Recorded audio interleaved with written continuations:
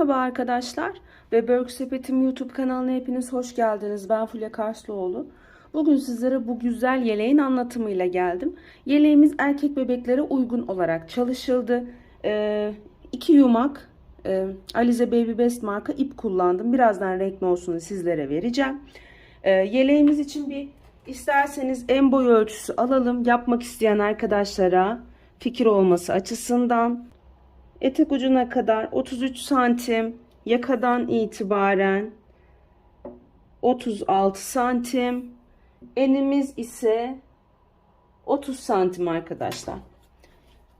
Yani yeleğimizin ebatları 2-3 yaş bebekler, yani 2-3 yaş arası bebekler için ideal büyüklükte oldu. Yeleğimiz gerçekten çok güzel bir büyüklükte oldu. Ben gerçekten çok memnunum modelden ve ilk defa sizlerle beraber çalıştım ve çok güzel bir video çektik.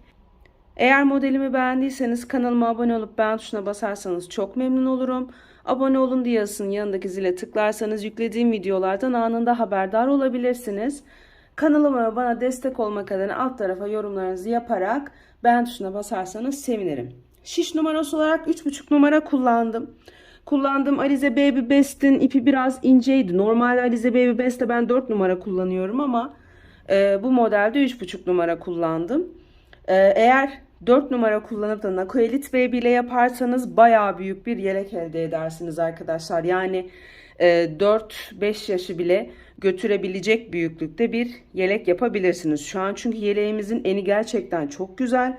Boyu da çok ideal. Yani 2 yaşındaki bebeklerimiz çok rahatlıkla 3 yaşa kadar, eğer minyon bir bebeğiniz varsa 3 yaşa kadar rahatlıkla giyebilir.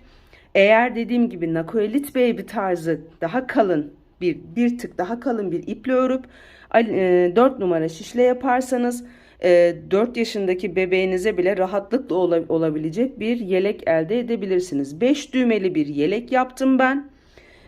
Yani boyunu istediğiniz kadar uzatabilirsiniz. Bu size kalmış. Yani biliyorsunuz burada kutucuklarımız var. Onun da yapımını detaylı bir şekilde göstereceğim.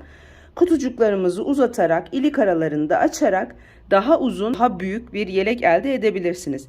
Yani bence bu genişlikle boyunu birazcık daha uzatırsanız 3-4 yaş bebeklere bile 3,5 numarayla örerseniz bile rahatlıkla olabilir. Yani dediğim gibi yeleğimiz gerçekten çok güzel. Arkamızda da aynı şekilde kutucuk modelimiz var. Tamamen ense kısmına kadar. Yani arkamız sade değil. Tamamen kutucuk modeliyle yaptık yeleğimizi. Birazdan şimdi size renk nosunu vereceğim. Aynı renk yapmak isteyen arkadaşlar için şiş numaram dediğim gibi 3,5 numara ama Alize Baby Best'ten daha ince bir ip kullanırsanız daha küçük bir yelek elde edersiniz. Şimdiden uyarmak istiyorum. Eğer hazırsak hep beraber yapımına geçelim. Hepinize kolay gelsin diyorum. Hadi başlayalım arkadaşlar. Evet arkadaşlar, yeleğimizde ip olarak Alize Baby Best marka ip kullanacağım. Çok güzel bir kahverengi tonu, erkek bebeklerimiz için çalışıyoruz. Renk kodu isteyenler için 534 renk kodu, 100 gram ağırlığında, 240 metre uzunluğunda bir ip arkadaşlar bu. Yeleğimizi biraz büyük öreceğiz. Şimdi içinden ipimi çıkartarak başlayacağım. Şimdi ben bir parçasını koltuk altına kadar ördüm arkadaşlar. Koltuk altı kesimini falan yapmadım. Koltuk altı ve yaka kısmını beraber yapalım, kafanız karışmasın diye. Şimdi diğer tarafında ilikli tarafını beraber yapacağız. Hem iliklerimizi açacağız hem de modelin kurulumunu sizlere göstereceğim. Şimdi bu da örnek olsun diye şu kısımda dursun sürekli. Şimdi modelimiz çok güzel bir model. Erkek bebeklerimiz için. Uzun süredir erkek bebekler için yelek anlatımı yapmıyordum. O yüzden erkek bebeklerimiz için başlamak istedim bu sefer. Evet, yeleğimizde 3,5 numara şiş kullanacağım. İpimiz Alize Baby Best. Ve şişimize normal standart ilmek atma yöntemiyle başlayacağım. Toplam 42 tane ilmek atacağım arkadaşlar, şu şekilde. Eğer eliniz sıkıysa 4 numara kullanabilirsiniz.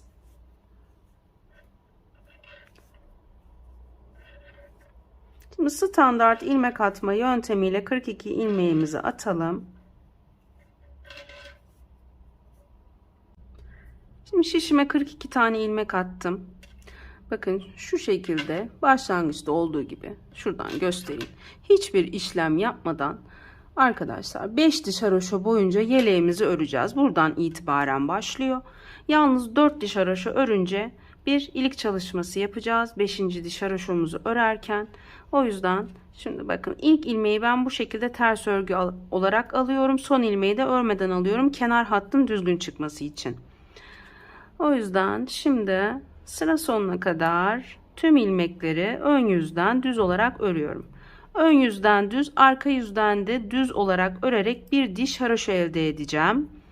Ben bu şekilde haroşalarımı elde ediyorum. Şimdi sıra sonuna kadar düz örgülerle devam ediyorum.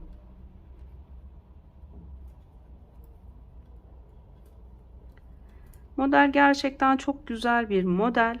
Erkek bebeklerimize zaten yakalı modeller çok yakışıyor. Gömleklerin üzerinden gömleklerin üzerinde olmaz yaka olduğu için. Yani bu tarz normal tişörtlerin, bluzlerin üzerinden giydirebilmek için yakalı modeller çok yakışıyor erkek bebeklerimize. O yüzden ben de sizlere bu yakalı modeli anlatmak istedim. Şimdi sıra sonuna kadar aynen tüm ilmekleri düz olarak örerek ilerliyorum. Şimdi örgüye yeni başlayan arkadaşlar için göstereceğim. Zaten ben şimdi 4 diş haroşa deyince örgüyü bilen arkadaşlar şu an videoya devam etmeden tamamlıyorlardır. Şimdi son ilmeği örmeden alacağım. Onun da nasıl alındığını göstermek istiyorum. Çünkü kenar hattın düzgün çıkması için bu önemli. Şimdi sıra sonuna kadar ilerliyorum. Bakın son ilmekteyim. İpimin yönünü bu tarafa alıp o şekilde son ilmeğimi örmeden alıyorum. Bunun sebebi ise çünkü bakın ters öreceğim. İpimi buradan alıyorum. O şekilde ilmeğimi ters olarak örerek ipimin yönünü değiştirdim. Ve arka yüzdeyim. Arka yüzden de düz olarak örüyorum. Ve böylelikle bir diş haroşa elde etmiş oluyorum. Şimdi bu şekilde 4 diş haroşayı tamamlayalım. 5. diş haroşamızı da ön yüzden örelim. Çünkü bu bizim sol parçamız. Biz sağ parçamızı yapmaya başladık. Sağ parçamızda ilik açacağız. Sıra sonunda 6 ilmek kalana kadar ön yüzden de örelim. 5. diş haroşamızı 6 ilmek kalınca beraber ilk iliğimizi çalışmaya başlayacağız. Şimdi tamamlayalım. İlik çalışmasıyla burada olacağım.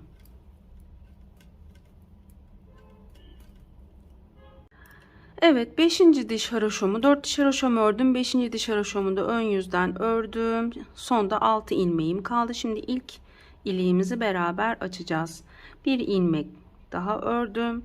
Şu 2 ilmeği aynı anda alarak kesim yaptım. Bir tane doladım ve 3 ilmeği örüyorum.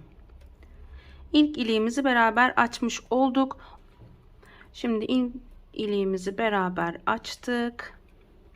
Şimdi sıra sonuna kadar gene örerek ilerliyorum ve hemen ön yüzümüze geçtiğimizde model kurulumuna başlayacağız.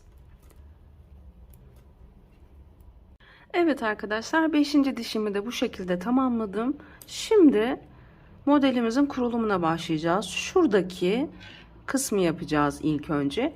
Ama bizim kenar patımız bu tarafta değil, bu tarafta olacak. Zaten iki yeleğin başlangıç farkı bu. Buranın kenar patı sağ tarafta, buranın kenar patı sol tarafta olacak.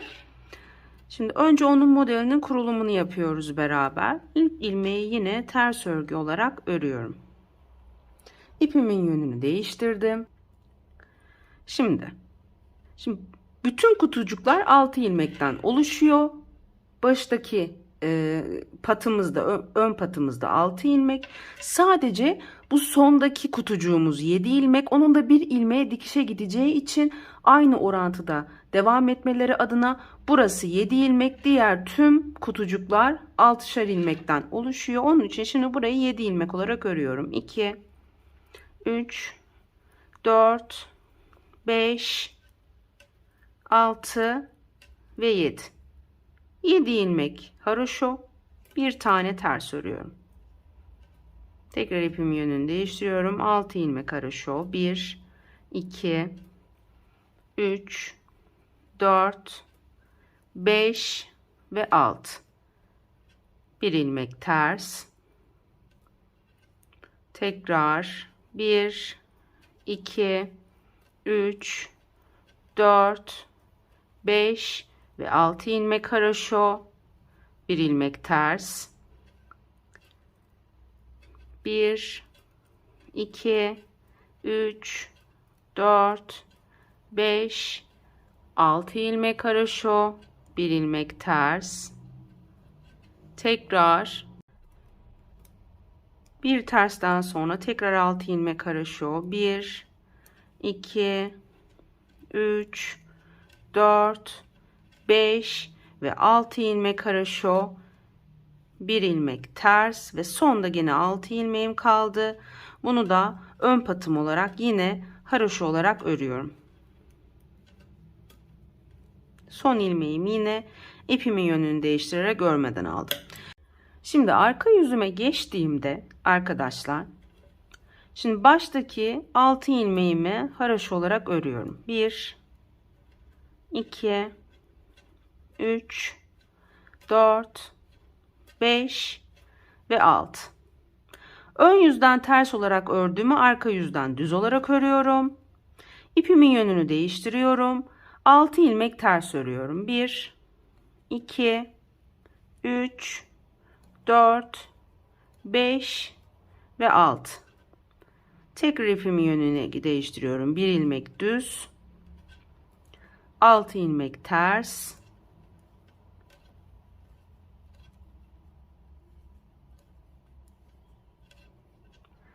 bir ilmek düz, 6 ilmek ters,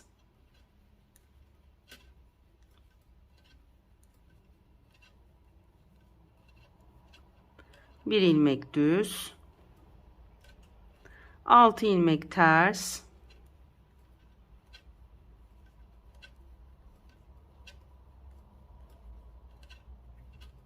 bir ilmek düz ve 7 ilmek ters.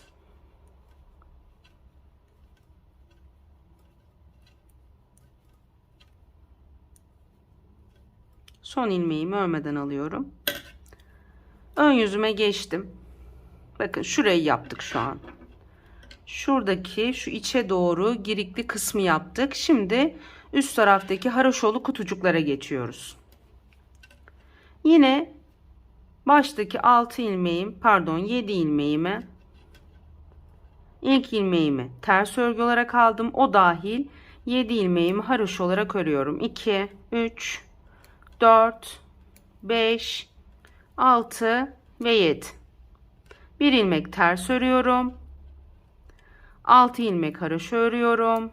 2, 3, 4, 5 ve 6. Bir ilmek ters örüyorum. 6 ilmek haroşo örüyorum. 1, 2, 3, 4, 5 ve 6. Bir ilmek ters. 6 ilmek haroşo. 1, 2, 3, 4, 5 ve 6. Bir ilmek ters. 6 ilmek haroşo. 3, 4, 5 ve 6. Bir ilmek ters ve 6 ilmek ön patımı haroşo olarak örüyorum. Bu ön patım ilikli kısmım oluyor. İlikli kısmı her zaman ön pat olarak konuşuluyor arkadaşlar. Şimdi arka yüzüme geçtiğimde şuradaki şu haraşo kutucukları yapmaya başlayacağız. O yüzden yine ilk ilmeğimi ters örgü olarak alıyorum. İpimin yönünü değiştiriyorum ve sıra sonuna kadar tüm ilmekleri düz olarak örüyorum. Ön yüzden düz olarak geldik sıra sonuna kadar haraşoları. Tersleri ters olarak ördük.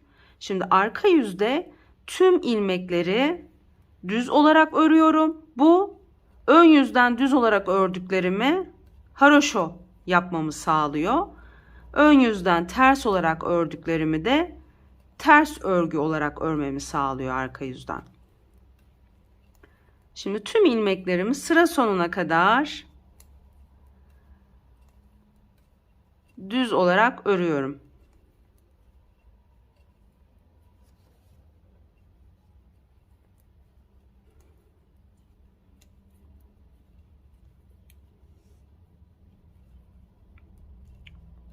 Ön yüzden ters olarak ördüğüm ilmekler zaten arka yüzden düz olarak örülüyor. Haraşoları da arka yüzden düz olarak örmemiz gerekiyor haraşo olabilmesi için.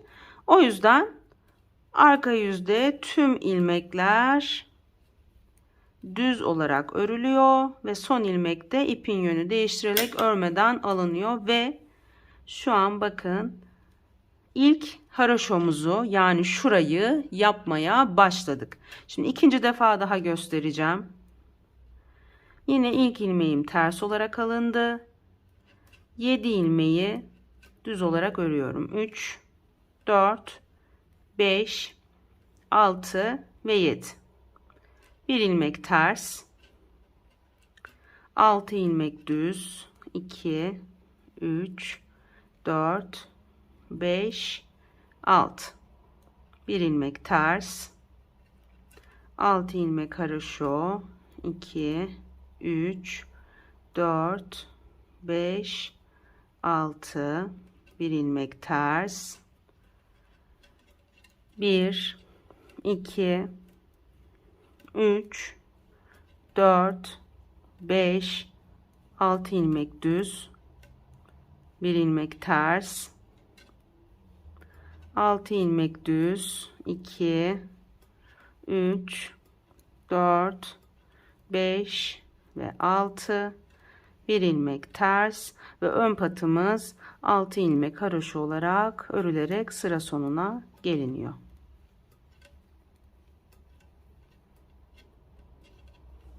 Geldik. Şimdi arka yüzüme geçtim. Baştaki 6 ilmeğimizi arka yüzden de düz olarak örerek haroşomuzu oluşturmuş oluyoruz. 2, 3, 4, 5 ve 6. Ön yüzden ters olarak ördüğümüz ilmeğimiz bakın düz ilmek olarak görünüyor. Onun için onu da arka yüzden düz olarak örüyorum. Haroşo elde edebilmek için de ön yüzden düz olarak ördüklerimi arka yüzden de düz olarak örerek haroşolarımı oluşturmuş oluyorum. Yani sıra sonuna kadar tüm ilmekleri arka yüzden de düz olarak örerek devam ediyorum. Şu an ikinci diş haroşomuzu oluşturmuş oluyoruz beraber. Ön patımız sürekli haroşo olarak örülecek yeleğimiz bitene kadar. Aralarda ters örgülerimiz ve düz örgülerimiz var. Kutucukları oluşturabilmemiz için. Şimdi arka yüzümüzde sıra sonuna kadar düzlerle devam ediyoruz.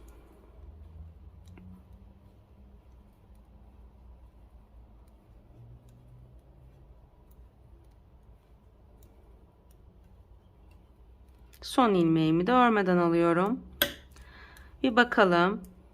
Bakın şu anki görüntümüz bu şekilde. Yapmak istediğimizi yaptık. Baştaki 6 ilmeğimiz haroşa olarak örülüyor. Aradaki ilmeklerimizi 6 kutucuk olarak yapılıyor. Son kutucuğumuz 7 ilmek. Aralarda da birer tane tersimiz var. Kutucuğu belli edebilmek için. Şimdi bakalım. 1, 2, 3, 4, 5 diş haroşolu kutucuklar oluşana kadar bu şekilde yapmaya devam ediyoruz. Daha sonra tekrar şurada yaptığımız işlemin aynısını burada yaparak iki kutucuğu birbirinden ayıracağız. Onu da sizlere göstereceğim. Şimdi 5 diş haroşa oluşana kadar bu şekilde önden ilmeklerimizi işte 7 düz bir ters, 6 düz bir ters, 6 düz bir ters, 6 düz bir ters, 6 düz olarak örüyoruz. Arka yüzden tüm ilmeklerimizi düz olarak örüyoruz. Önden düz, arkadan düz bir diş haroşa elde ediyor. Ön yüzden ters ördüklerimizi de arka yüzden düz olarak örünce bu şekilde içe doğru bir girinti oluşturuyoruz. Şimdi bu şekilde iki dişini zaten beraber yaptık kutucuğumuzun. 3 diş daha yapacağız. Daha sonra burası 5 dişe çıkınca şurada yaptığımız işlemin aynısını tekrar yaparak iki kutucuğu birbirinden ayırmış olacağız. Şimdi ben de 5 dişe tamamlayayım. Şu kısmı anlatmak üzere tekrar burada olacağım. Evet, 5 diş haroşa olana kadar bu şekilde kutucuklarımı tamamladım. Baştaki 6 ilmeklik patım aynı duruyor. Şimdi şurada yaptığımız işlemin aynısını tekrar burada yaparak iki kutucuğu birbirinden ayıracağız. Şimdi yine 7 ilmek düzümü örüyorum. 2 3 4 5 6 ve 7. Bir ilmek ters, 6 ilmek düz, 1 2 3 4 5 ve 6. Bir ilmek ters, 6 ilmek düz,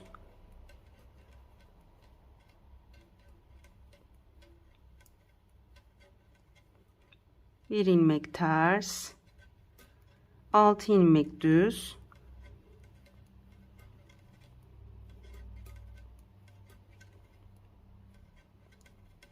1 ilmek ters, 6 ilmek düz,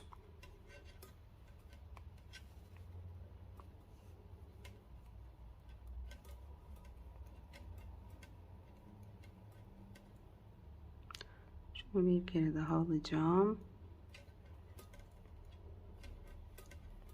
1 ilmek ters ve 6 ilmek haroşa olarak örüyorum.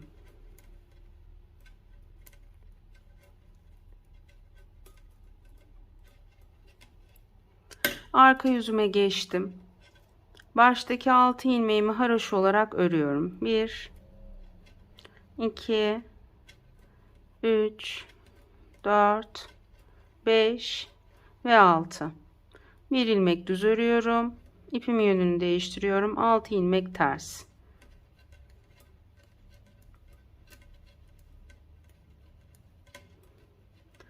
Tekrar bir ilmek düz.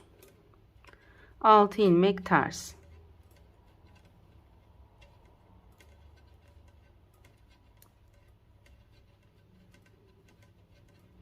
Bir ilmek düz.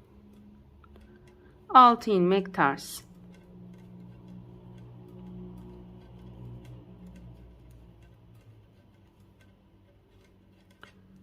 Bir ilmek düz, 6 ilmek ters.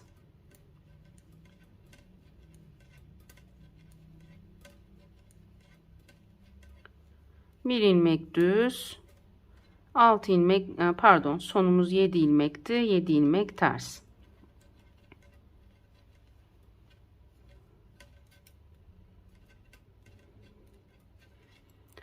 Ön yüzüme geçiyorum. Bakın. Kutucuklarımı ayırmış oldum. Şimdi tekrar diğer kutucuğun yapımına başlıyoruz hemen. Onu da sizlere göstermek istiyorum tekrar. Örgüye yeni başlayan arkadaşlar için. 7 ilmek düzüm. 1 ilmek tersim. 6 ilmek düzüm.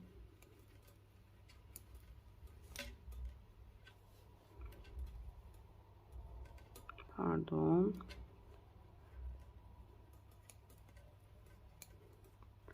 1 ilmek tersim. 6 ilmek düzüm.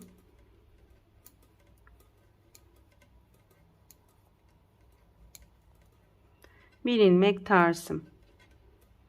6 düz.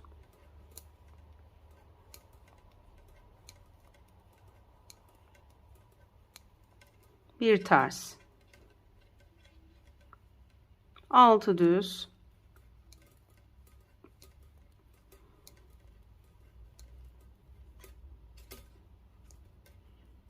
bir ters ve ön patımı 6 ilmek haroşa olarak örüyorum.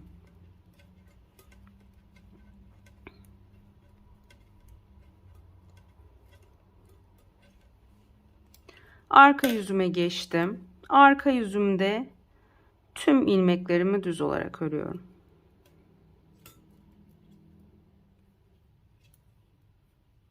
Ve böylelikle ikinci kutucukların yapımına başlamış olduk beraber. Bu kutucuklarımızı da aynı şekilde 5 diş haroşa boyunca öreceğiz. Her 5 diş haroşadan sonra bu düz örgülü kısmı yapacağız ve kutucukları birbirinden ayırana koltuk altına kadar kutucuklarla devam edeceğiz. Şimdi sıra sonuna kadar bir yapalım. Daha sonra diğer kutucuğumuzda kaç adet bu şekilde yaparak tamamlamışız ona bir bakalım. Çünkü ben diğer önümü koltuk altına kadar ördüm. Sadece size her iki tarafın koltuk altı kesimi ve yaka yapımını göstermek için tamamlamadım diğer önümü. Çünkü yönler değiştiği zaman örgüye yeni başlayan arkadaşlarımızın kafası karışabiliyor. Ben de onu koltuk altına kadar örmemin sebebi uzunluğunu ayarlayabilmem içindi. Videoyu sizlere daha düzgün bir şekilde anlatabilmem içindi. İlk defa modeli yaptığım için sayılarını oturtturmam. Yani söküp yapmak istemedim. O yüzden o şekilde yaptım. Bakın ikinci kutucuğumuzun yapımına başlamış olduk. Şimdi bakın bu koltuk altına kadar örülmüş bir parça. Baştaki 5 diş haroşamızı saymazsak 1, 2, 3, 4, 5, 6 ve 7 tane kutucuğumuz var arkadaşlar. Biz bir tanesini yaptık. İkincisinin yapımına başladık. Ve toplam 7 adet kutucuk oluşana kadar bu şekilde modelimizi kurmaya devam edeceğiz. Modelimizi 7 kutucukla tamamladıktan sonra 7. kutucuğumuzun 5. diş haroşasını yaparak bekletiyoruz arkadaşlar. Öylelikle koltuk altımızın kesimine başlayacağız. Şimdi bu şekilde 7 kutucuğa tamamlayalım. Lütfen iliklerimizi açmayı unutmayalım. Daha sonra koltuk altı kesimiyle videoyu çekmeye devam edeceğim. Evet arkadaşlar 1, 2, 3, 4, 5, 6 ve 7 adet karemizi tamamladık. Şimdi koltuk altından bir kesim yapacağız ama yaka kısmından kesim yapmadan bir müddet daha devam edeceğiz. Şimdi onu da sizlere göstermek istiyorum yapmamız gerekeni. Şimdi şu şekilde 2 2 alarak 6 tane ilmek keseceğim. 1 geri yerine taktım. 2 yerine taktım. 3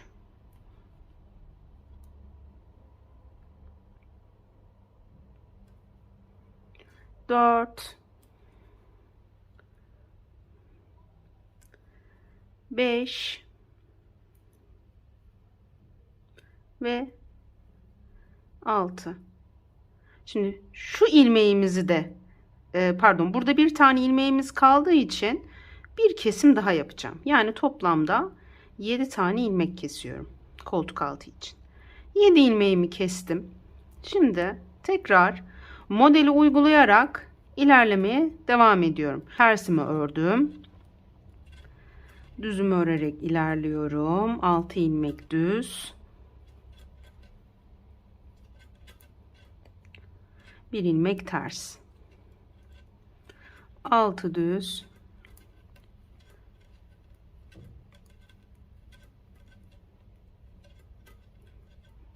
1 ters. 6 düz, 1 ters yine yaparak tamamlayacağız. Şimdi arka kısımda farklı bir şey yapacağız. Yine tabii ki düz örgülü bir kısım yaparak bundan sonraki başlayacağımız kareyi bu kareden ayıracağız. Ama şimdi bakın. Burada biliyorsunuz bir 6 ilmeklik haroşomuz var. Koltuk altı kesimi yaptım. Buradaki 7 ilmeklik kısmı da haroşa olarak devam ettireceğim. Yani Bakın burası dümdüz haroşo şeklinde ilerliyor.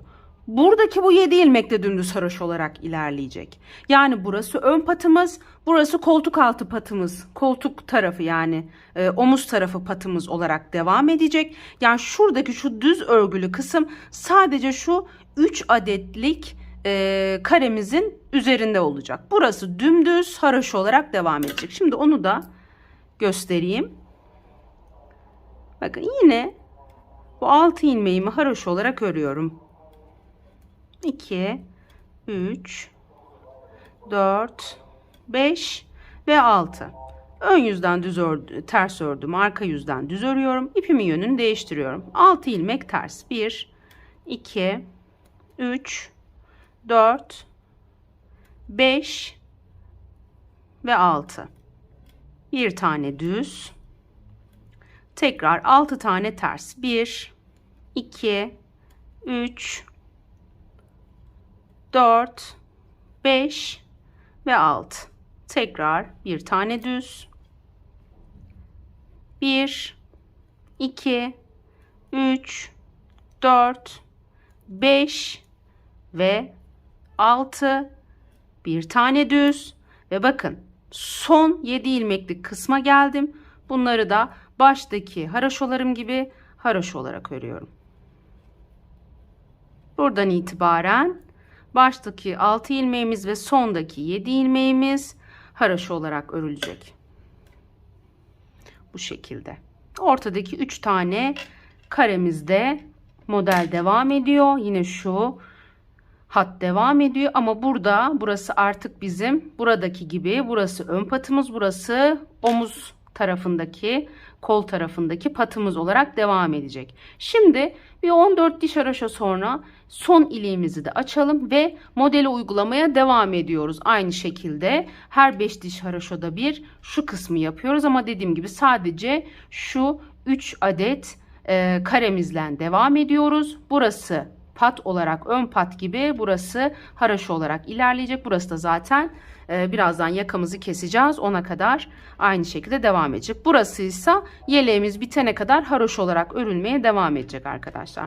Koltuk altı kesimimizi de yaptık bu şekilde 7 ilmek olarak. Ve 7 ilmek de yeterli bir kesim oldu. Şimdi bu şekilde devam edelim. Ondan sonra omuzumuz için, yakamız için gerekli uzunluğa gelene kadar öreyim. Yaka kesimiyle devam edelim. Evet arkadaşlar, bu şekilde bakın son iliğimden itibaren 1, 2, 3, 4, 5, 6, 7, 8 ve 9 diş haroşo boyunca ördüm. 10. dişi de ön yüzden ördüm. Koltuk altından itibaren sayarsak 1, 2, 3, 4, 5, 6, 7, 8, 9, 10, 11, 12, 13 ve 14 diş haroşo olmuş. Koltuk altından 14 diş haroşo, ilikten itibaren 9 diş haroşo olmuş. Ön yüzden sıra sonuna kadar geldim. Çünkü şimdi bir yakada kesim yapmaya başlayacağız. Şimdi bu yakadaki kesimi hemen başlatıyorum. Şimdi normal 2 ilmeğimi örüyorum. 1 ve 2. Birbirinin üzerinden atlatıyorum. Bir ilmek daha örüyorum, atlatıyorum. İkinci kesimimiz oldu. Bir ilmek daha ördüm. Üçüncü kesimimiz oldu. Bir ilmek daha ördüm. Dördüncü kesimimiz. Bir ilmek daha ördüm. Beşinci kesimimiz. Bir ilmek daha ördüm. Altıncı kesimimiz. Bir ilmek daha ördüm. 7. Bir ilmek daha ördüm. 8. Toplamda 8 tane ilmeğimizi bu şekilde kesmiş olduk. Şimdi 8 ilmeğimizi ördük. Yine buradan itibaren sıra sonuna kadar tüm ilmekleri haroşo olarak örerek ilerliyorum. Düzleri düz, haroşoları haroşo olarak ilerliyoruz. İlk kesimimizi 8 ilmek olarak yaptık. Şimdi sıra sonuna kadar devam edelim. Tekrar ön yüzümüze geçtiğimizde, tekrar arka yüzümüze geçtiğimizde sıra başında yine bir kesim yapacağız. Yani diğer önümüzde bunun tam tersi olarak yapılacak. Birini arka yüzden kesim yapıyoruz bu önümüzü, diğerini ön yüzden yapacağız. Tabii onu da göstereceğim sizlere. Çünkü koltuk altına kadar geldim, orada da özellikle size anlatmak için devam ettirmedim. Beraber yapabilelim diye. Şimdi ilk kesimimizi bu şekilde yaptık. Bakın bu kısım şu şekilde katlanacak. Şimdi bundan sonrası için de yine modeli uygulayarak devam ediyorum. Şimdi 7 ilmek haroşo,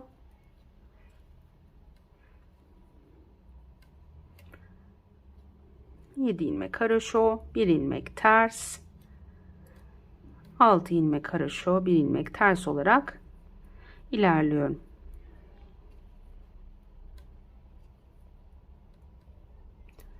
Şimdi tabi modelimizi bitirdikten sonra bir de yaka çalışmamız olacak. Yakamızı da yapacağız. Bu yakamızı isterseniz aynı renkle, istemezseniz farklı bir bu kahverengiye uygun bir tonla da yapabilirsiniz. Mesela bu kahverengiye hardal sarısı, kiremit rengi, o tarz renkler çok yakışır. Yani yapmak isteyenler için fikir olması açısından belirtmek istedim. Şimdi son ilmeğimi yine örmeden alıyorum. Şimdi tekrar arka yüzüme geçtim. Şimdi arkadaşlar tekrar şimdi 8 ilmeğimizi kestik. İlk ilmeğimi yine örüyorum. 1 2 ilmek ördüm. Birbirinin üzerinden atlattım. Bu birinci kesimim. Bir ilmek daha ördüm. Bir kesim daha yaptım. Bir ilmek daha ördüm. Bir kesim daha yaptım.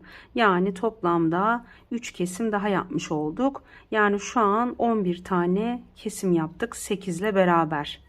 Şimdi yine sıra sonuna kadar tüm ilmekleri düz olarak örüyorum. Modeli uygulamaya devam ediyoruz bu arada.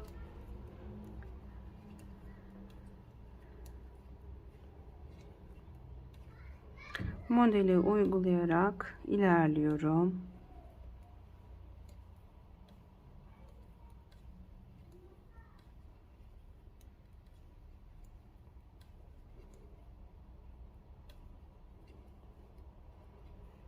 Şimdi tekrar ön yüzümü öreceğim. Bakın şu anki görüntümüz bu. Tekrar ön yüzümü öreceğim. Aynı şekilde ilerliyorum. Modeli uygulayarak 8 kestik, 3 kestik. Şunu bir kere daha alayım.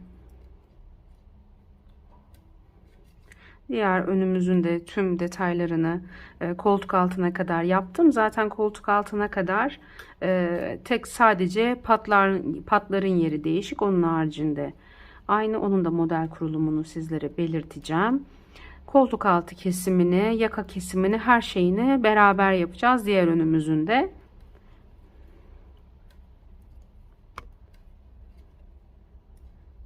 Şimdi 8 3 olarak kestik. Tekrar arka yüzüme geçtim. İlk ilmeği yine ördüm. İkinciyi de ördüm. Birbirinin üzerinden atlatıyorum. Bir saniye. Evet, bu birinci kesimim. Bir ilmek daha ördüm. Bir kesim daha yaptım. Burada da tamam. 8 3 2 şeklinde kesim yaptık şu ana kadar. Ve ilerliyorum. Şu an 8 3 11, 2 daha 13 tane ilmek kesmiş olduk. Şimdi omuzumuzun çok geniş durmaması gerekiyor ama çok da açık bir yaka yapmamamız gerekiyor güzel durması için. Şimdi 8 3 olarak kestik. 8 3 2 olarak kestik. Tekrar ön yüzüme geldim. Bakın şu an görüntümüz bu şekilde. Bu kısım zaten şöyle katlanacak arkadaşlar. Şimdi tekrar ön yüzümüzde modeli uygulayarak ilerliyorum. Kaç tane ilmeğimiz kalmış ona da bakalım isterseniz. 4 5 6 7 8 9 10 11 12 13 14 15 16 17 18 19 20 21 ve 22 tane ilmeğimiz var şu an. Arkadaşlar şimdi 8, 3, 2 olarak kesmemizi yaptık. Şişimizde 19 tane ilmeğimiz kalana kadar buradan itibaren de 1, 1 olarak kesim yapacağız. Şimdi onun da bir tanesini göstereceğim. 1, 2 ilmeğimi ördüm. Birbirinin üzerinden atlattım. Model şu an 1, 2, 3, 4 diş haraşo olmuş. Bunları da haraşo olarak örüyorum sıra sonuna kadar. Modeli uygulamayı unutmayın lütfen. Model aynı şekilde devam edecek çünkü. Zaten yeleğimiz bittiği zaman ilmek çıkartacağız yaka kısmından ve yakamızı da yapacağız. Yakamızı isterseniz farklı bir renk çalışmasıyla da yapabilirsiniz. Yani tamamen kahverengi ya da yaptığınız renk hangisi ise onunla değil de mesela kahverengiye, bu benim yaptığım renge hardal sarısı ve kiremit rengi çok yakışıyor. Ya da bordo. O tarz bir renkle yakayı ayrıyeten farklı bir renkle de yapabilirim. Ama ben komple tüm renk yapmayı planlıyorum şu an. Şimdi bir tane daha kestik. Şimdi 1, 2, 3 sıra sonuna kadar ilerliyorum. Yine modeli uygulamaya devam ediyorum. Şimdi sıra sonuna doğru örerek ilerliyorum. 8, 3, 2, 1 olarak kestik. Şu an 21 tane ilmeğimiz kaldı. 2 tane daha 1, 1 olarak kesim yapacağım. 19 ilmeğe düşüreceğim. Dediğim gibi omuzumun çok fazla olmasını istemiyorum. Yani şu an bakın bu şekilde. Şimdi bir ilmek daha keseceğim. Yine örerek kesme işlemi yapıyorum. 1 ve 2 ilmeğimi ördüm. Bir tane daha kesim yaptım. Ama burada 5 diş haraşoya tamamladığımız için ipimin yönünü değiştirerek modeli uygulamaya devam ediyorum. Evet, tersleri ters, düzleri düz olarak örerek ilerliyorum. Modeli uygulamayı unutmayalım. Geldim. Sondaki ilmeklerimi de haraşo olarak örüyorum. Bir tane daha kesim yapacağız yakada. Ve ondan sonra yakamızı tamamlamış olacağız. Görüntü şu şekilde katlanacak. Yani bu şekilde de bırakabiliriz. Devam da edebiliriz kesmeye. Yani isterseniz 20 ilmek olarak kalsın. Yani çok fazla da kesmeyelim. Şu an bu şekilde oldu arkadaşlar.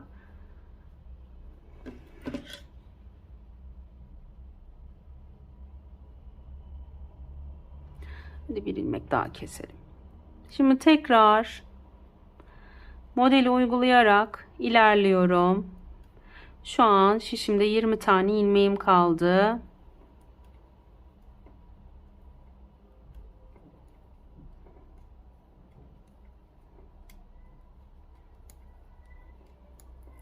Buradan itibaren yine haroşolarımızın yapımına başlayacağız.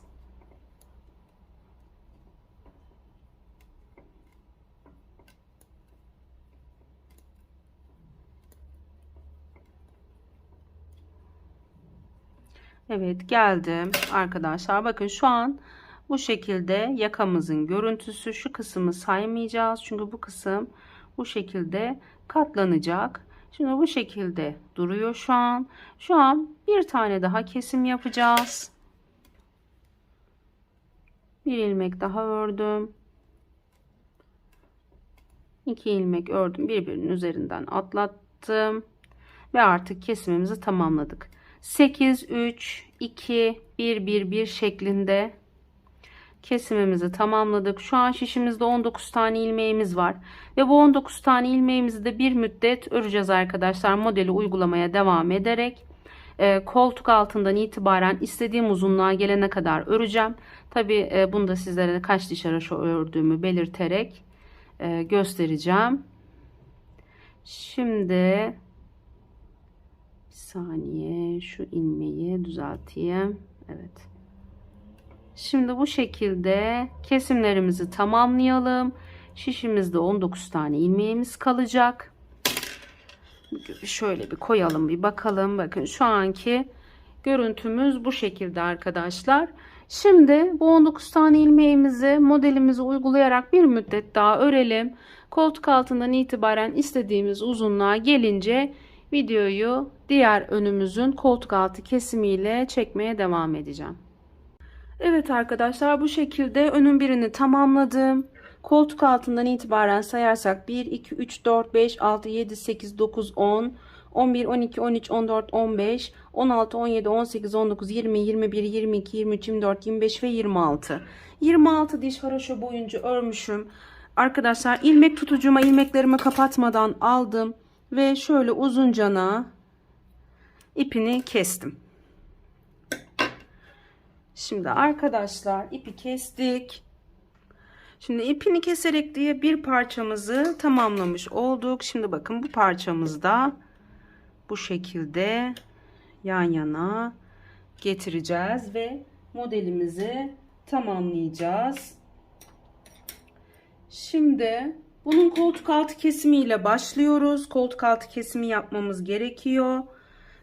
Diğer tarafla aynı 7 tane kare kısım olana kadar bu modelimizi de koltuk altına kadar getirdik. Şu an ip dolanmış arkadaşlar. Bir yandan da ipi açmaya çalışıyorum. Koltuk altına kadar getirdik. Şimdi sıra sonuna kadar da ördüm. Şu an buradayım. Bunun biliyorsunuz koltuk altı kesimini ön yüzden yapmıştık. Bunun da koltuk altı kesimini arka yüzden yapacağız.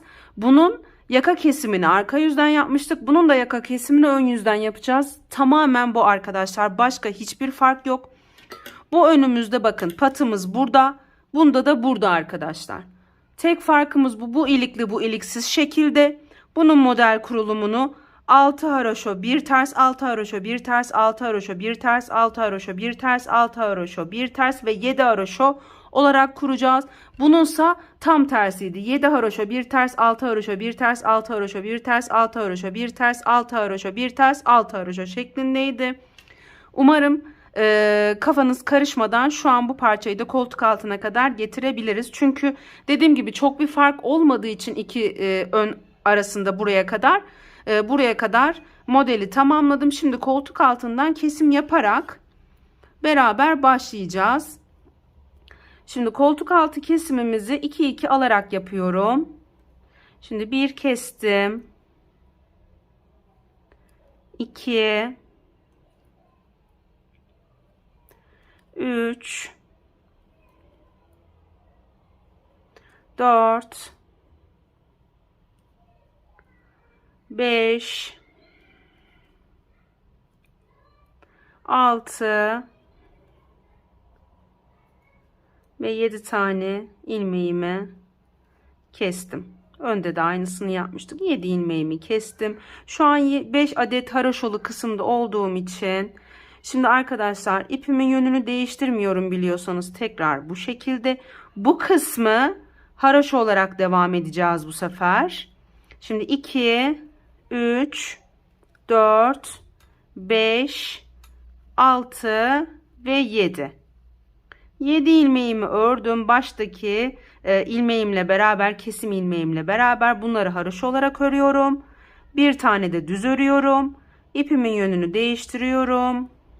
5 diş haroşoluk kutumuzu tamamladığımız için buradan itibaren 6 ilmek ters, bir düz, 6 ilmek ters, 2 3 4 5 6 ilmek ters, bir düz, tekrar 6 ilmek ters, 2 3 4 5 6, bir düz ve 6 ilmek haroşa olarak modelin kurulumunu yaptık. Koltuk altı kesimimizi de tamamladık.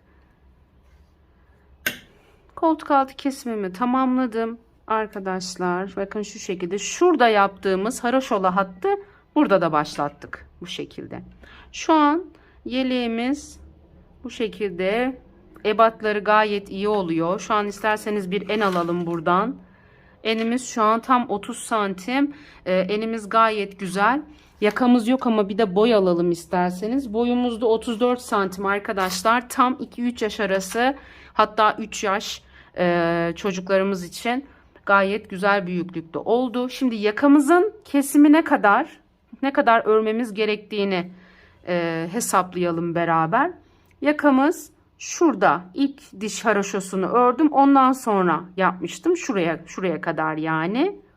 Bakalım 1, 2, 3, 4, 5, 6, 7, 8, 9, 10, 11, 12, 13 ve 14. 14 diş haroşo olana kadar koltuk altı kesiminden itibaren örelim. Ön yüzümüzden buranın da yaka kesimini beraber yapalım. Ondan sonra arkamızın beraber yapımına başlayalım. Evet arkadaşlar, koltuk altından itibaren de 14 diş haroşa boyunca ördüm. Bu da 2 tane modele, bir tane de 3. modelin ilk diş haroşasına denk geldi. Ön yüzümdeyim. Şimdi burada yaptığımız işlemin aynısını bu sefer buradan yaparak devam edeceğim. Arkadaşlar gösteriyorum. İlk kesimi göstereceğim. Diğerleri aynı şekilde olduğu için diğer tarafla aynı şekilde devam edeceğim videonun daha fazla uzamaması için. 2 ilmeği ördüm, birbirinin üzerinden atlattım. Birinci kesimi yaptık. İkinci kesimi yaptık. Üçüncü kesim. Dördüncü kesim. Beşinci kesim. Altıncı kesim. Yedinci ve 8. kesim. 8 ilmeği ön yüzden kesim yaptım. Şimdi buradan itibaren yine diğer tarafta yaptığımız gibi tekrar ön yüze geldiğimizde 3 keseceğiz. Tekrar geldiğimizde 2 keseceğiz. Tekrar ön yüze geldiğimizde 1 keseceğiz. Tekrar ön yüze geldiğimizde 1 keseceğiz. Şişimizdeki ilmek sayımız 19'a düşene kadar bu şekilde kesimlerimizi yaparak tamamlayacağız ve koltuk altından itibaren de kesimlerimiz de bittikten sonra hepsi dahil koltuk altı kesiminden itibaren 26 diş haroşa olana kadar bu şekilde devam edeceğiz arkadaşlar. Diğer tarafla aynı işlemi yapacağımız için buranın ilk kesiminin nereden yapmamız gerektiğini gösterdim ve diğer ön yüzümüzde olduğu gibi kesimlerimizi tamamlayarak arkadaşlar bu önümüzü de tamamlayacağız. Bakın şu an bu şekilde yeleğimizin şu anki görüntüsü. Şimdi bu önümüzü de aynı şekilde kesimimizi yaparak tamamlayalım. Şişimizde 19 tane ilmeğimiz kalacak ve koltuk altından itibaren 26 diş haroşa olana kadar öreceğiz ve bu önümüzü de tamamlayacağız. Arkamız içinde arkadaşlar şişimize 78 tane ilmek atarak burayı bitirdikten sonra bir 5 diş haroşamızı örelim. 78 ilmeğimizi 5 diş haroşa örelim. Ondan sonra da modelimizin kurulumuyla, arkamızın model kurulumuyla tekrar videoyu çekmeye devam edeceğim. Evet arkadaşlar, iki önü de tamamladık aynı şekilde. Şişime 78 tane ilmek attım ve 5 diş haroşa boyunca ördüm. Şimdi model kurulumunu başlatacağım. Gerisi zaten aynı şekilde örülecek koltuk altına kadar, onun için şimdi hemen başlayalım. Biliyorsunuz önlerimizde pat vardı, ön patlarımız vardı. Arkamızda ön patımız yok. Her iki kenar 7'şer ilmekten oluşacak çünkü birer ilmeği dikişe gidecek her iki tarafın. O yüzden şimdi hemen başlayalım kurulumuna. 1, 2, 3, 4, 5, 6 ve 7 ilmeğim haroşo, bir ters. Buradan sonra 6 ilmek olarak öreceğim. 1, 2, 3, 4, 5 ve 6, bir ters. 6 ilmek haroşo tekrar. 1, 2, 3, 4, 5 ve 6, bir ters. Devam ediyorum. 1, 2, 3, 4, 5 ve 6 ilmek haroşo, bir ters. Daha doğrusu bunları düz olarak örüyoruz. Bildiğiniz gibi haroşoları ön yüzden düz, arka yüzden düz olarak örerek oluşturuyoruz. Şu an düz örerek devam ediyorum. Bir tersimi ördüm. Tekrar 6 ilmek düz. 1, 2, 3, 4, 5 ve 6 düz. Bir ters. Tekrar 1, 2, 3, 4, 5 ve 6 düz. Bir ters. Tekrar 1, 2, 3, 4, 5 ve 6 ilmek düz. Bir ters. 1, 2, 3, 4, 5 ve 6 ilmek düz. Bir ters. Tekrar 1, 2, 3, 4, 5 ve 6 ilmek düz. Bir ters. 1, 2, 3, 4, 5 ve 6 ilmek düz. Bir ters. Ve sonda 7 ilmeğimiz kaldı. 7 ilmeğimizi de yine örüyoruz. 1, 2, 3, 4, 5, 6 ve son ilmeğimi ipimi yönünü değiştirerek örmeden alıyorum. Şimdi arka yüzümüzde önce düz örgülü bir kısım oluşturuyoruz biliyorsunuz. Önlerde yapmıştık. Aynısını yapacağız. 7 ilmek tersle arkamızı başlıyoruz. 7 ters. 1 düz. Tekrar 6 ters, 1 düz, 6 ters, 1 düz, en son 7 ters olarak yaparak arka yüzümüzü de tamamlayacağız arkadaşlar. Buradan itibaren bu kısmı yaptıktan sonra yine kutucuklarımızın yapımına başlıyoruz. 5 diş haroşoluk uzunlukta kutular yapa yapa toplam 7 adet kutu yapacağız, arkamızda da koltuk altına kadar. Ondan sonra da koltuk altı kesimini yapacağız beraber. Şimdi arkamızda da aynı model olduğu için arkamızda detaylı bir şekilde kutuların kurulumunu önlerde verdiğim için arkada vermeyeceğim. Tek farkı arkanın önlerden komple tüm ilmekleri modele dahil ediyoruz. Arkada ön patlarımız olmadığı için tüm ilmeklerimizi modele dahil ederek devam ediyorum. Şimdi bir arka kısmı göstermek istiyorum sıra sonuna kadar. Bakın komple 6 ters 1 düz olarak sıra sonuna kadar devam ediyorum. Başta 7 tersimizi yaptık. Hızlı bir şekilde örmeye çalışıyorum. Çünkü dediğim gibi önlerden bir farkı yok. Sadece göstermek için hızlı bir şekilde ilerliyorum. 2, 3, 4, 5 ve 6. Tekrar bir ters. Pardon, bir düz. 1, 2, 3, 4, 5 ve 6 tane ters. Bir düz. Tekrar 2, 3, 4, 5 ve 6 tane ters. Bir düz ve en sonunda 7 tane tersimi örüyorum. Yani gördüğünüz gibi başlangıçtaki ilmeklerde de uyguladım modeli, en sondaki ilmeklerde de uyguladım. Tamamen bu şekilde model uygulaya devam edeceğiz arkadaşlar. Bakın şu an şu şekilde olduk. Yani yaptığımız, hemen bir önüme aldım. Şuradaki şu patımızı da modele dahil ederek bu komple haroşo görüntüsünü buradaki ilmeklerde de vereceğiz. Zaten arkamız bayağı büyük.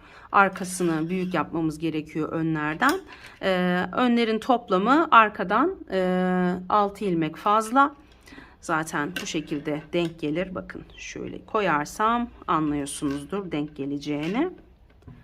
Burası da zaten diğer önümüzün payı. Şimdi bu şekilde modeli 7 kutucuk olana kadar devam ettirelim. Şimdi buradan itibaren tekrar ön yüzümüzden aynı modeli kuracağız.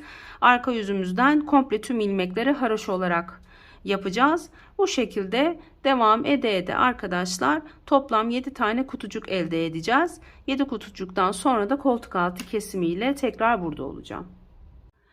Evet arkadaşlar, koltuk altına kadar 7 adet kutucuğumu tamamladım. Ön yüzümdeyim. Şimdi her iki koltuk altından kesim yapacağız. Ve de bu biliyorsunuz yeleğimizin önlerinde bir haroşolu kısım oluşturmuştuk. Onun aynısını oluşturacağız. Şimdi beraber kesimimizi yapalım. Koltuk altı kesimimizi ilmekleri 2-2 alarak yapıyorum. Bir aldım. 2 kestim. 3 kestim. 4 5 6 ve 7. 7 ilmeğimi kesmiş oldum. Şimdi aynı modeli uygulayarak devam ediyoruz biliyorsunuz sıra sonuna kadar. Şimdi şu iki karenin arasındaki düz örgülü kısmı yapacağız. Onun için de yine ön yüzden modeli uygulaya sıra sonuna kadar devam edeceğim. Diğer koltuk altı kesimini de arka yüzden yapacağım. Şimdi ön yüzden bir kesimimizi yaptık. Arka yüze geçince ikinci kesimimizi yaparak devam edeceğiz. Sıra sonuna kadar modelimi uygulaya geldim.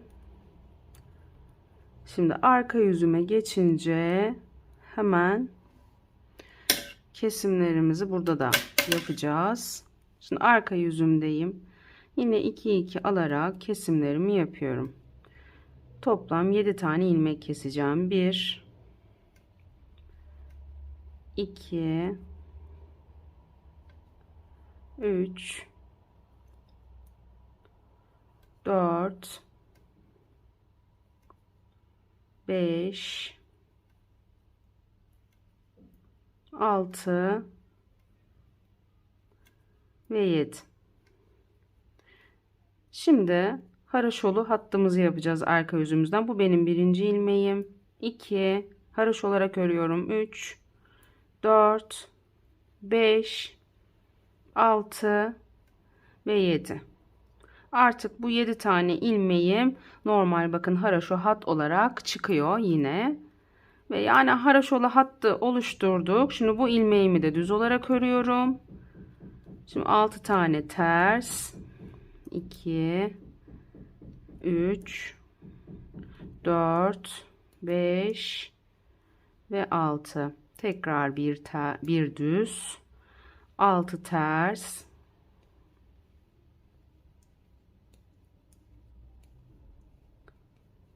Bir düz. 6 ters.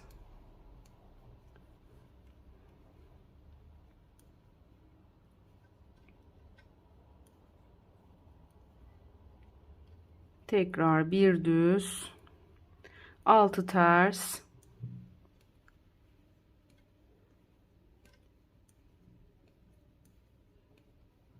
Tekrar bir düz.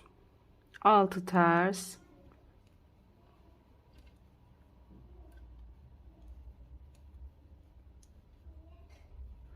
Tekrar bir düz. 6 ters. 1 2 3 4 5 6. Tekrar bir düz. 6 ters. 1 2 3 4 5 ve 6. Tekrar bir düz. Artık buradaki haroşomu da oluşturuyorum. Ters örmeden arka yüzümden haroşo olarak örerek 7 ilmeğimi de tamamlıyorum. Son ilmeğimi örmeden aldım. Şimdi hattı oluşturduk arkadaşlar. 7 ilmeklik haroşolu hat burada. 7 ilmeklik haroşolu hat da diğer tarafta. koltuk altından 7 sağ taraftan 7 sol taraftan kestik. Şimdi önlerde yaptığımız uzunluk gibi koltuk altından itibaren 26 diş haroşa olana kadar öreceğiz. Ama şimdi ben normalde arka öne dönmesin diye arkadaşlar arkayı önden bir diş haroşa eksik yapıyorum. Çünkü arka her zaman öne dönüyor. Bunu da ben istemiyorum. O yüzden 25. diş haroşomuzu örerken ense kesimini yapacağız. Önlerimiz 26 diş haroşo, arkamızın 25. dişini ön yüzden örerken ense kesimi yaparak tamamlayacağız. Bu da bizim arkamızın öne dönmemesini, omuz kısmından dönmemesini sağlayacak.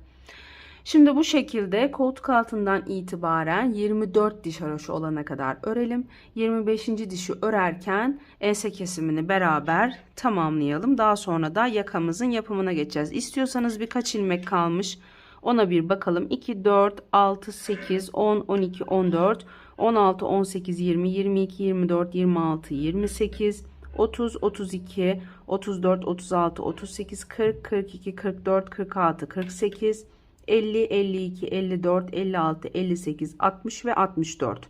Toplam 64 tane ilmeğimiz var şişimizde ve koltuk altı kesimlerimizi yaparak 64 ilmeğe düşürmüş olduk. Dediğim gibi koltuk altından itibaren 24 diş haroşa olana kadar örelim. 25. dişle ense kesimiyle tekrar burada olacağım.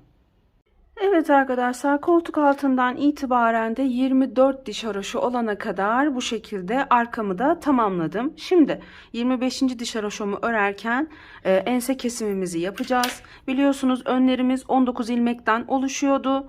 O yüzden 19 ilmeğimizi yine öreceğim ama modeli koymadan öreceğim. Çünkü birleştirme yapacağım omuzları ve bu bana sıkıntı çıkartabilir daha sonra, ama yine ilk ilmeğimi ters olarak örmeye devam ediyorum. Şimdi 1, 2, 3, 4, 5, 6, 7, 8, 9, düz olarak örüyorum arkadaşlar. 10, 11, 12, 13, 14, 15, 16, 17, 18 ve 19. 19 ilmeğimi düz olarak ördüm. Şimdi sıra sonunda 19 tane ilmek kalana kadar aradaki tüm ilmekleri örerek kesme işlemi yapacağım. Yani kapatacağım. Şimdi yine 2 ilmek daha örüyorum. Yani 20 ve 21. ilmeğimi de ördüm. Şöyle üzerinden atlatıyorum. Tekrar bir ilmek daha ördüm. Üzerinden atlatıyorum. Bir ilmek daha ördüm. Üzerinden atlatıyorum. Bu şekilde bir örüp bir atlatarak 19 ilmek kalana kadar ensemizin kesimini yapmış olacağız. Daha sonra da önlerle arkayı örerek birleştirme işlemi yaparak birleştireceğiz. Omuzları dikiş yapmıyoruz. Bu şekilde yapacağız. Şimdi 19 ilmek kalana kadar beraber keselim.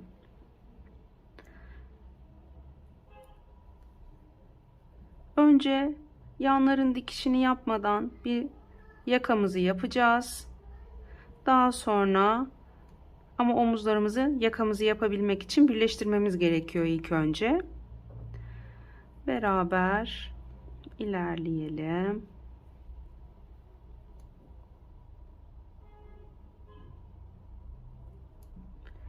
...19 ilmek kalana kadar. Şimdi bir sayacağım arkadaşlar.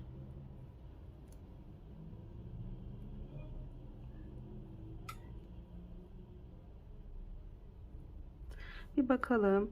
2, 4, 6, 8, 10, 12, 14, 16, 18, 19. 2, 5, 6 ilmek daha keseceğim arkadaşlar. 1,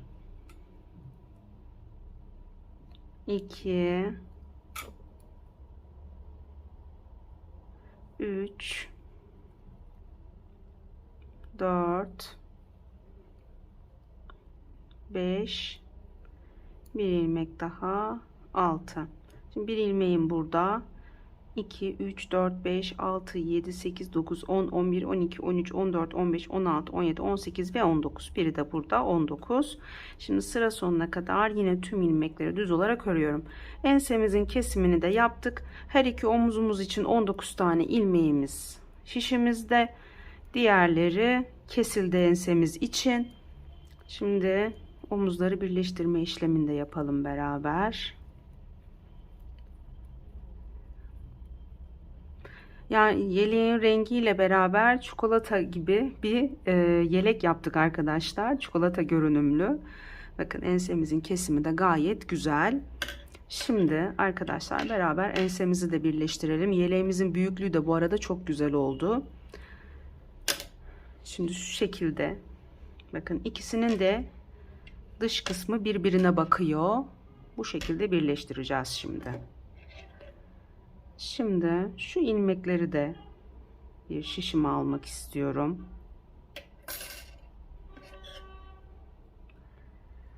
Yine 3,5 numaralı şişime şuradan girerek alıyorum hepsini. Sıra kaçırmadan.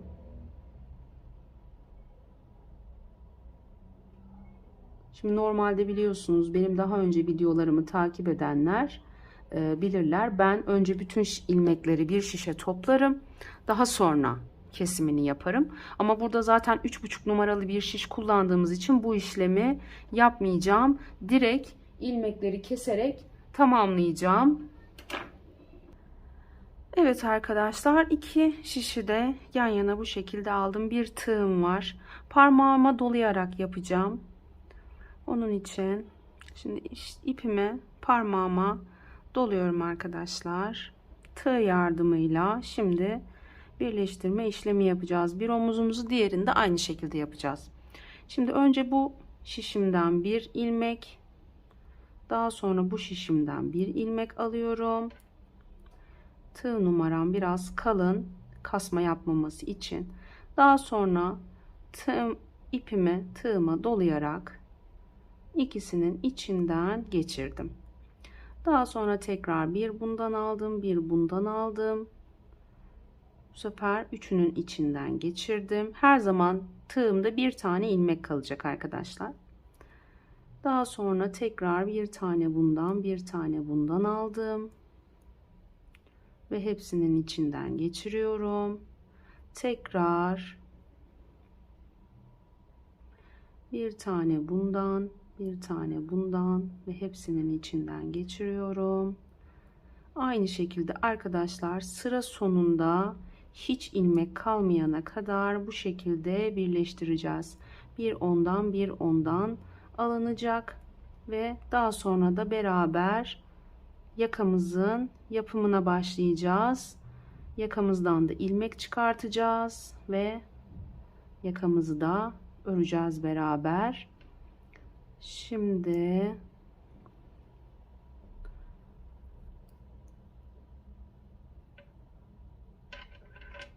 sıra sonuna kadar bu bütün ilmekleri aynı şekilde alarak ilmekleri kapatalım arkadaşlar. Bu şekilde yaptığımız zaman daha muntazam, daha güzel bir omuz birleştirmesi oluyor. Dediğim gibi 3,5 numarayla ördüğümüz için bu şekilde yapıyorum. Normalde ben ilmeklerin hepsini bir şişe toplar ve 3 ilmekleri keserdim. Ama zaten 3,5 numarayla ördüğümüz için şu an bu şekilde birleştirme yaparak ilmekleri kapatıyorum arkadaşlar.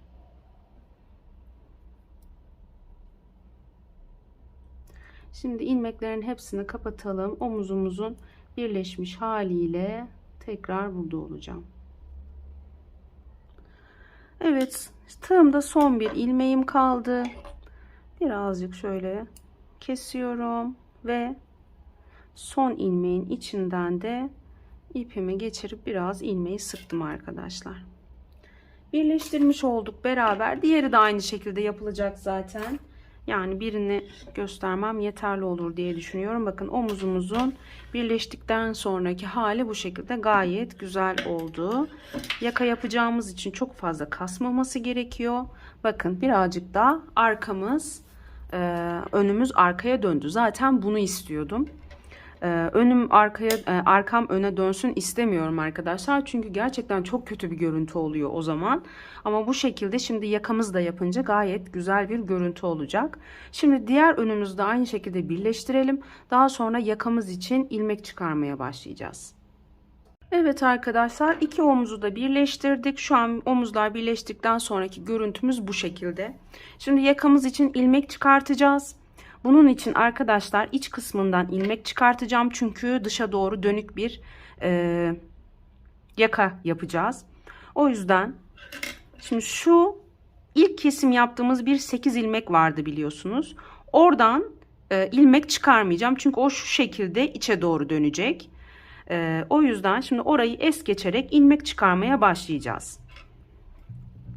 Şimdi iç kısmından ilmek çıkarmaya başlıyorum. Şu 8 ilmeklik kısmı almadan şuradan ilmek çıkarmaya başlayacağım.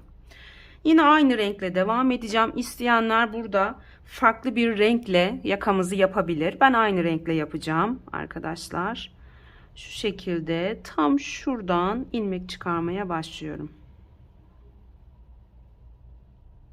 Daha sonra bu iplerin hepsi yürütülecek. Her ilmekten, her yerden birer tane ilmek çıkartacağım. Bakın şu şekilde her ilmeğin, her kesim yapılan ilmeğin içinden bir tane ilmek çıkartarak ilerliyorum. Şu an 4 tane ilmeğim çıktı bile. 4. Hepsinden birer tane alıp şişime takıyorum geri.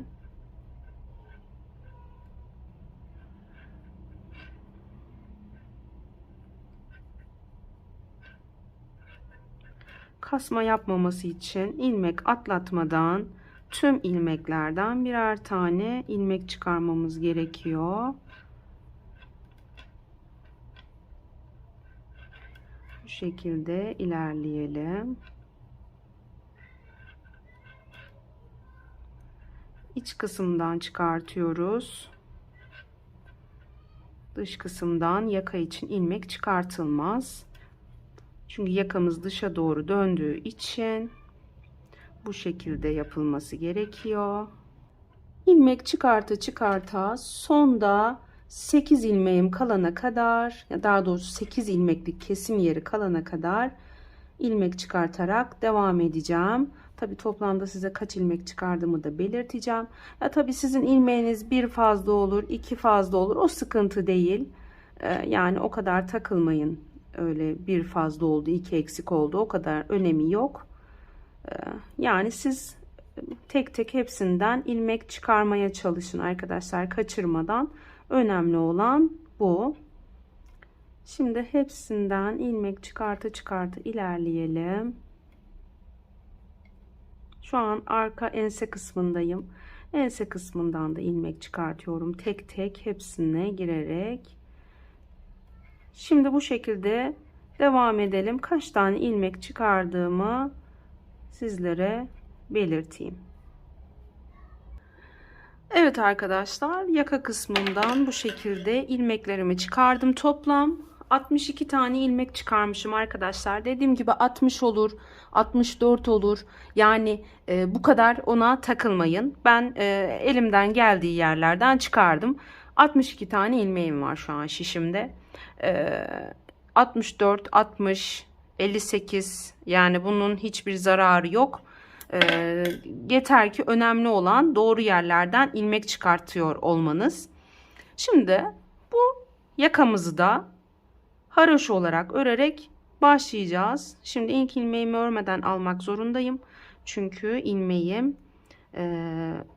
şişime aldım. Tabii ben yine ilk ilmeği örerek almaya devam edeceğim bu sıradan itibaren. Bu sadece ilk ilmek için geçerli. Şimdi haroşa olarak yakamızı öreceğiz. Yakamızda hiçbir kesim arttırma işlemi yok. Yakamızı istediğimiz uzunluğa gelene kadar öreceğim. Şu an bu yeleği de sizlerle beraber ilk defa ördüğüm için yelek de biraz büyük bir yelek olduğu için kaç diş haroşanın yeterli olduğunu şu an için kestiremiyorum. Bunu örerken belirleyeceğim. Tabi sizlere de örüp gösterdikten sonra göstereceğim kaç diş haroşa ördüğümü. Şimdi bu şekilde yine hiçbir model uygulamadan komple tüm ilmekleri haroşa olarak örerek yakamızı örelim. Daha sonra kaç diş haroşa ördüğümü sizlere belirtmek üzere burada olacağım.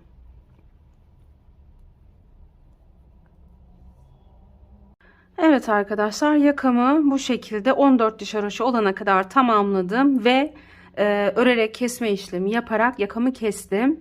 2-2 alarak kesmedim. Koltuk altı kesimi yaptığımız gibi, çünkü daha gevşek bir yaka kesimi istediğim için örerek kesme işlemi yaptım. Yakamızın şu kesiminde yaptığımız gibi. Şimdi bakın şu şekilde ahşap düğmeler tercih ettim. Şimdi yan dikişini beraber yapacağız. Bir tarafını ben yaptım. Diğer tarafı şimdi beraber yapacağız. Yeleğimizin gerçekten şu anki görüntüsü bile çok güzel. Eminim şimdi diktiğimiz zaman ve düğmelerini iliklediğimizde daha güzel bir görüntü elde edeceğiz. Yaptığınız yeleğin rengine göre düğme tercih edebilirsiniz. Ben bu şekilde bir düğme tercih ettim. Biraz kendini göstermesini istedim açıkçası. Şimdi dış yüzeyden mevcut olan ipimle, eğer ipiniz kısaysa buraya yeni bir ip takarak iğneye dikeceksiniz. Dış yüzeyden dikiyorum. İlk ilmekleri örerek aldığımız için bakın ilk ilmeklerimiz çok belirgin ve karşılıklı gelen ilmekleri birbirine tutturarak tamamlayacağım bu şekilde. Dikimimiz de ayrıca çok kolay oluyor bu şekilde ve ördüğümüz tüm ilmekler yeleğimizde kalıyor. Hiçbir şekilde dikişe ilmek kaybetmiyoruz. Şimdi koltuk altı kesimimizin yeri zaten belli. Oraya kadar bu mevcut olan ipimizde karşılıklı gelen ilmekleri dikerek dikimimizi tamamlayacağız ve yeleğimizin son haline beraber bakacağız. Şimdi ben de arkadaşlar dikerek tamamlayayım koltuk altıma kadar. Daha sonra düğmelerinizi dikin, siz de istediğiniz şekilde olacak şekilde hangi düğmeyi tercih ederseniz devam edebilirsiniz. Bu arada arkadaşlar 2 yumağım tam bitti. 2 yumak kullandım. Zaten büyükçe bir yelek olduğu için 2 yumak gitmesi çok normal. İkinci yumaktan çok az bir şey arttı. O da zaten yan dikişlere, düğme dikimine vesaire yetecek kadar. Ama gerçekten çok güzel bir yelek oldu. Şimdi birazdan bir en boy ölçüsü de alalım beraber. Bir bakalım nasıl oldu. Şimdi koltuk altına kadar bu şekilde dikelim. Yeleğimizin son haliyle devam edelim. Ve evet arkadaşlar, yeleğimizin son hali bu şekilde. Gerçekten çok güzel bir yelek oldu. Yani sonucun bu kadar güzel olacağını tahmin etmemiştim. Çikolata gibi bir yelek oldu. Rengi de gerçekten yani açık söyleyeyim, bu modeli yapmaya karar verdiğimde ne renk yapacağıma karar verememiştim. Bu rengi şans eseri seçtim. Çok hoşuma giden bir kahverengi tonu. Ama bu şekilde şu an bir çikolata yelek yaptık beraber. Bir isterseniz en boy ölçüsü alalım. Yakanın tepesinden bitiş kısmına kadar 36 santim. Omuzdan aşağıya kadar 33 santim. Enimiz 30 santim arkadaşlar. Gerçekten yani bu ölçüler arkadaşlar 2-3 yaş arası bebeklerimizi de rahatlıkla götürebilecek ölçüler ve ben gerçekten sonuçtan çok memnunum. Umarım yani şu an kadraja sığdırmaya çalışıyorum güzel bir şekilde. Umarım sizler de sonuçtan memnunsunuzdur. Şimdi bebeğimizin rahat bir şekilde kullanabilmesi için biliyorsunuz şimdi buralar boşta. İsterseniz şuraları da şuralardan iğneleyebilirsiniz tam aynı yere.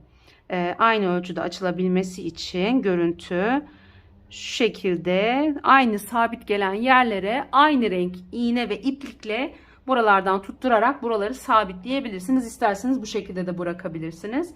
Tamamen size kalmış ama sonuç gerçekten çok güzel bir yelek yapmış olduk beraber.